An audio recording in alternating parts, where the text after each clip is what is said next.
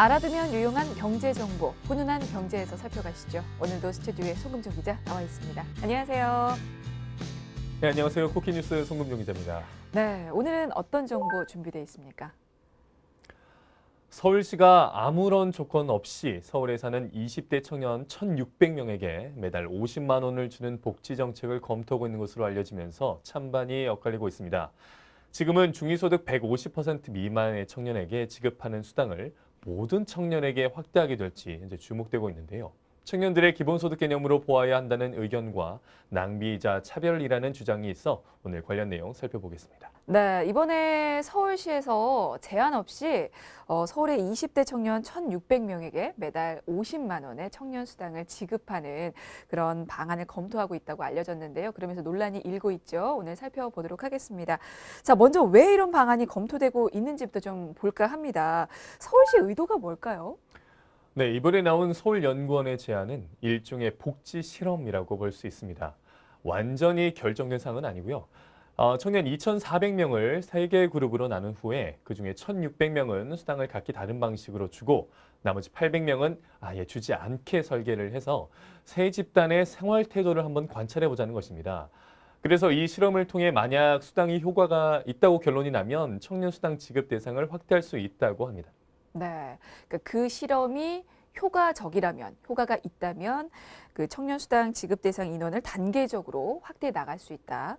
뭐 이렇게 볼 수 있는데 만약에 서울에 있는 모든 20대 청년에게 수당을 지급한다면 사실 그 비용도 좀 만만치가 않을 것 같은데요. 그 부분도 좀 예상 결과가 나온 게 있습니까? 네, 현재 서울에 거주하고 있는 20대 청년은 총 155만 명으로 모두에게 청년 수당을 지급한다면 연간 9조 3천억 원이 필요한데요. 청년 수당 50만 원은 노인 기초연금 금액인 25만 원의 2배지만 전체 예산은 기초연금과 비슷한 수준입니다. 네. 근데 서울시가 이미 청년수당 정책을 시행 중인데요. 현재는 어떻게 지급이 이루어지고 있습니까? 지난 2016년에 도입한 서울시 청년수당은 졸업 후 2년이 경과한 만 19세에서 34세까지 미취업 청년을 대상으로 소득과 근로시간을 따져서 최대 6개월간 월 50만 원을 지급하고 있는데요. 지난해 7천 명가량에게 청년수당을 지급했고 올해는 5천 명가량에게 지급할 예정입니다. 현재 그 재정만 올해 150억 원이 예정돼 있습니다. 네. 벌써 4년째가 됐군요. 서울시에서 청년수당이 이렇게 4년째 지급이 되고 있는데요. 사실 시행 초반에는 순탄치가 않았던 걸로 기억을 합니다. 박원순 서울시장이 2016년에 그 청년수당 도입을 밝히니까 중앙정부에서 반대를 했었잖아요. 네, 박근혜 정부 당시 복지부가 크게 반대했었죠. 박 시장은 2016년 8월 청년 3천 명에게 활동비를 지급하며 사업을 강행했고요. 복지부는 협의가 이루어지지 않은 사업이라며 다음날 직권 취소 결정을 내렸습니다. 그러자 서울시는 직권 취소 결정에 반발해 대법원에 제소하는 등 갈등이 깊었는데요. 박 전 대통령 탄핵 후 복지부가 청년수당에 동의를 하면서 합법화됐습니다. 네. 자, 이렇게 청년수당 합법화를 이뤄낸 박원순 시장이 지난해 6월에 지방선거에서 3선에 성공하면서 단단히 자리매김을 했죠. 자, 이제는 조건 없이 청년수당을 지급하는 방안까지 연구하고 또 검토 중인데요. 사실 이 문제를 두고 여러 면에서 좀 우려와 문제점이 좀 지적이 되고 있잖아요. 네, 일각에서는 청년 수당이 서울시 청년에게만 지급되기 때문에 우선 형평성에 어긋난다는 이야기가 나오고 있습니다. 또 수급자들이 생계나 자기 개발을 위한 것이 아니라 다른 방식으로 낭비하더라도 당시 어디에 썼는지를 확인할 수 있는 방법이 없다는 문제 또한 지적되고 있고요. 실제로 청와대 국민청원 게시판에는 청년 수당 지급을 반대하는 게시물이 다수 올라와 있습니다. 네. 사실 이렇게 여러 가지 의견이 나오고 있는 만큼 몇 가지 좀 확인을 해보고 갈 필요는 있을 것 같습니다. 일단 좀 확인해 보고 싶은 게 아무것도 결정된 게 없는 거죠. 그러니까 복지 실험을 통해서 이게 효과가 있다라고 결론이 나면 그 대상이 확대될 수도 있지만 뭐 서울에 사는 20대 청년 모두에게 이 청년 수당을 지급하겠다 이렇게 발표가 난 건 아닌 거죠. 네, 아직 확실히 정해진 바는 없습니다. 기대했던 청년들 입장에서는 아쉬울 수 있겠지만 이제 연구에 들어간 것뿐인데요. 청년 수당 확대 방안을 서울시에 제안한 이원재 대표에 따르면 우리나라 연간 복지 일자리는 160조 원이 넘은 상태이고 매년 상승하는데 이 중 청년 개인에게 직접 지급되는 몫은 거의 없기 때문에 그 부분을 보완하는 형태의 제도라고 밝혔습니다. 네. 그러니까 청년 수당을 청년 기본 수당으로 확대하는 방향은 맞는데 이제 모든 청년에게 준다는 것에 대해서는 아직 결정된 바가 없다고 지금 얘기를 했고요. 그리고 효과에 대해서도 좀 짚어보고 싶은데요. 서울시에서 벌써 4년째 청년 수당이 지급이 되고 있습니다. 자, 그렇다면 그 효과에 대해서는 좀 밝혀진 게 있는지도 좀 궁금한데요. 네, 한 보도에 따르면요. 서울시에서 50만 원을 6개월간 5천 명에게 준 결과 그렇지 않은 집단보다 취업 등 효과가 더 높았다고 합니다. 청년 수당을 받은 청년의 취업 및 창업률은 41%로 실업급여 수급자 재취업률보다 무려 10%포인트 이상 높은 것으로 알려져 있습니다. 네, 기본적으로 좀 안정된 상태에서 취업 준비를 할 수 있어서 그런지는 모르겠지만 어쨌거나 청년 수당을 받은 청년들 중에서 절반 가까이가 취업 그리고 창업에 성공을 한 건데요.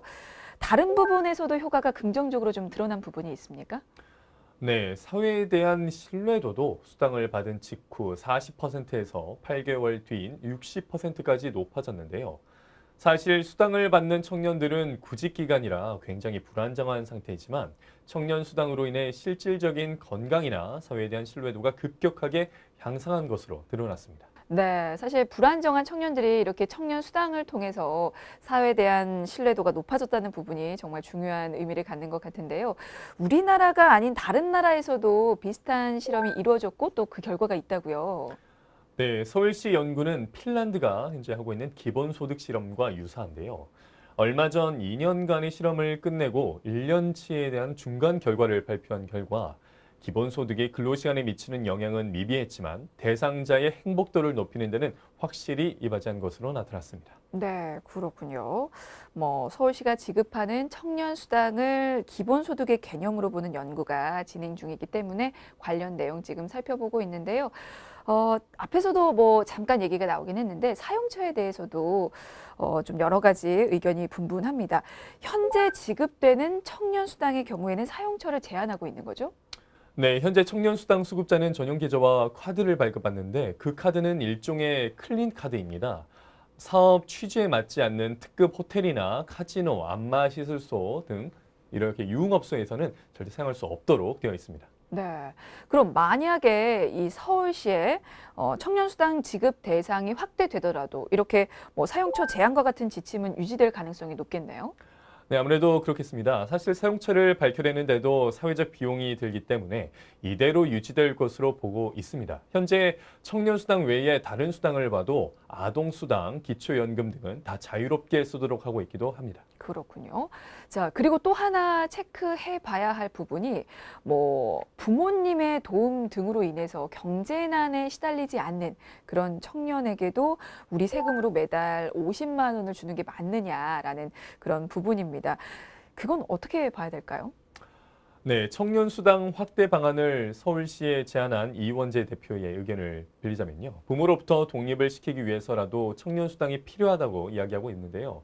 부모님이 부자인 청년들까지 독립하지 않았다는 전제로 계속해서 복지 정책을 펼치면 결국 독립을 못하게 되는 문제가 생긴다는 주장입니다. 네, 그런 우려도 있을 수가 있겠군요.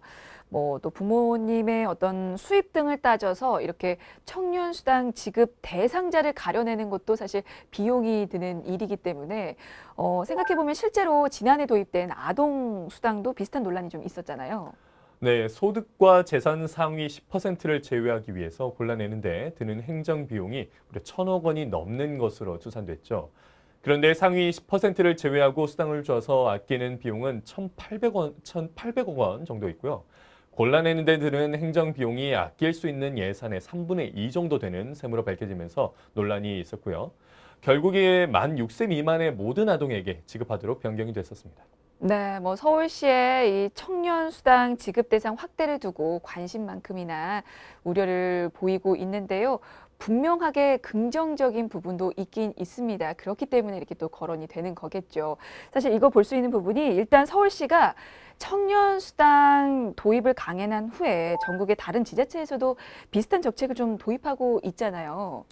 네, 당시 성남시장이었던 이재명 경기도지사가 청년 배당을 들고 나왔죠. 부산과 대전, 전남 등 지자체 9곳에서도 그렇게 확산이 됐는데요. 대전은 청년 취업 희망카드, 충북도는 청년 행복 결혼 공제 사업, 경북도는 청년 커플 창업 지원, 경남도, 부산 등이 청년 취업 지원 관련 사업을 시행하고 있습니다. 네. 근데 뭐 그중에서도 경기도의 청년 배당 정책이 서울시의 이 청년 수당과 가장 비슷한 건가요? 네, 청년 복지 향상과 지역 경제 활성화를 위해서 마련된 경기도의 청년 배당은 주민등록상 경기도에 3년 이상 거주한 만 24세가 되는 청년에게 1인당 연 100만 원 규모의 지역 화폐가 지급됩니다. 또 경기도는 국민연금 조기 가입으로 미래 설계 기반을 마련하는 청년 복지 사업으로 만 18세가 되는 청년에게 국민연금 최초 가입 보험료 9만 원을 현재 지원하고 있습니다. 네, 뭐 보니까 수도권에서 먼저 이렇게 쫙 이끌어가는 모습인데요. 경기도뿐만 아니고 인천시도 도입했다고요. 네, 인천시도 청년들의 구직 활동비를 지원하는 드림 체크 카드를 도입했습니다. 경제적인 어려움을 겪고 있는 미취업 청년에게 실질적인 취업 활동비를 지원하기 위해 매달 50만 원씩 6개월간 총 300만 원을 지급하는데요. 구직 활동을 위한 교육비와 교재 및 도서 구입비, 응시료, 면접 준비에 소요되는 직접적인 비용뿐만 아니라 교통비나 식비 등 간접비로도 사용할 수 있습니다. 네, 구직 활동을 위한 비용을 체크카드를 통해서 사용을 하도록 하고 있습니다. 지원 대상은 어떻게 정해져 있나요? 네, 인천에 거주하는 최종 학년 기준으로 졸업 2년이 경과한 만 19세에서 39세 미만 미취업 청년으로 올해부터 고용노동부에서 시행 예정인 청년 구직활동 지원금의 혜택을 받지 못하고 고용사각지대에 있는 장기 미취업 상태인 청년이 해당이 됩니다. 네, 뭐 어떻게 보면 서울시에서 쏘아올린 작은 공으로 이렇게 전국 곳곳에서 청년들이 혜택을 받고 있다고 볼 수도 있을 텐데요. 수도권이 아닌 지방에서도 비슷한 정책이 이어지고 있습니다. 경남도도 청년들의 빠른 사회 진출을 돕기 위해서 또 지원을 시행할 예정이라고요. 네, 경남도도 청년 구직활동 수당 지원 사업인 경남 청년 드림카드 대상자를 모집하고 있습니다. 청년 2,600명을 선정해 한 달에 50만 원 이내에서 교육비와 교재비, 교통비 등 취업활동비로 사용한 금액을 정산해주는 방식으로 사용할 수 있습니다. 네, 지원 대상은 어떻게 되나요? 네, 도내 시군에 6개월 이상 주소를 둔 만 18세에서 34세, 가구 중위 소득 150% 이하이면서 일주당 근로시간이 30시간 미만인 청년입니다. 네, 경남도도 서울시와 마찬가지로 한 달에 이제 50만 원을 지원을 해주는데요. 금액을 그렇게 정한 이유가 있을까요? 네, 경남도는 청년들이 취업 준비를 하는 과정에서 한 달에 57만 5,337원의 비용이 필요하지만 청년의 87.9%가 비용 부담을 느낀다는 통계 결과를 참고해 이 사업을 준비했다고 밝혔습니다. 네, 뭐 아직 취업을 하지 못한 청년들에게 밥을 사 먹고 그리고 면접을 보러 다니는 구직 활동을 하면서 기본적인 생활을 영위할 수 있도록 이렇게 청년 수당은 분명히 필요해 보입니다. 하지만 현금 지원 정책이라는 이유 그리고 형평성 또 예산 문제로 논란이 일고 있는데요. 자, 서울시가 청년 수당 외에도 또 다른 현금 지원 복지 정책도 시행할 예정이라고 들었어요. 그 부분도 좀 볼까요? 네, 그렇습니다. 서울시는 청년뿐 아니라 월급 200만 원 이하의 비정규직과 특수고용 노동자 2,000명에게 25만 원의 국내 여행 경비를 지원하기로 했습니다. 휴가비가 부담돼 휴가를 포기하는 취약계층 노동자에게 여행 기회를 제공하고 침체된 국내 관광 시장에도 활력을 불어넣겠다는 취지인데요. 선정된 대상자가 15만 원을 전용 가상 계좌에 입금하면 서울시가 25만 원을 추가 입금하는 방식으로 올해 총 5억 원을 지원할 예정입니다. 네, 사실 내년에는 또 선거가 예정돼 있기 때문에 뭐 각 지방자치단체들이 이렇게 이른바 현금복지 서비스를 시행을 하면 또 포퓰리즘 논란이 이어질 수밖에 없는데요. 사실은 서울시뿐만 아니고 구에서도 비슷한 정책을 실현한 곳이 있다고요. 네, 중구는 지난 25일 관내 만 65세 이상 기초생활수급자와 기초연금 대상자 1만 1,000명에게 어르신 공로수당 10만 원을 지급했습니다. 지급 대상자에게는 공로수당 전용 카드가 발송되면서 해당 카드에 매달 25일에 10만 원이 충전되는데 매달 10만 원씩 연간 120만 원이 지급이 되고요. 지역 화폐 형태로 제공이 됩니다. 네. 그러니까 중구에서 지금 어르신 공로 수당을 추진을 했는데 문제는 정부와 합의가 되지 않은 상황이라고요. 네, 그렇습니다. 중구와 보건복지부가 시행 여부를 합의하는 과정이었는데 중구가 일방적으로 강행했다며 복지부는 현재 반발하고 있습니다. 복지부는 왜 반대했는지 그 이유도 좀 볼까요? 우선 기초연금 지급액이 30만 원까지 높아질 예정인데 기초 지자체가 추가로 10만 원씩을 주면 거기 중복이 되는 데다 재정 부담까지 가중된다는 게 복지부의 지적입니다. 또 대중의 마음을 얻기 위한 이른바 포퓰리즘을 노린 지원이라는 지적도 나옵니다. 네, 알겠습니다. 자, 이렇게 오늘은 논란이 일고 있는 보편적 청년수당 도입에 대해서 살펴봤습니다. 훈훈한 경제 오늘은 여기까지고요. 지금까지 국회뉴스 송금정 기자였습니다. 고맙습니다. 고맙습니다.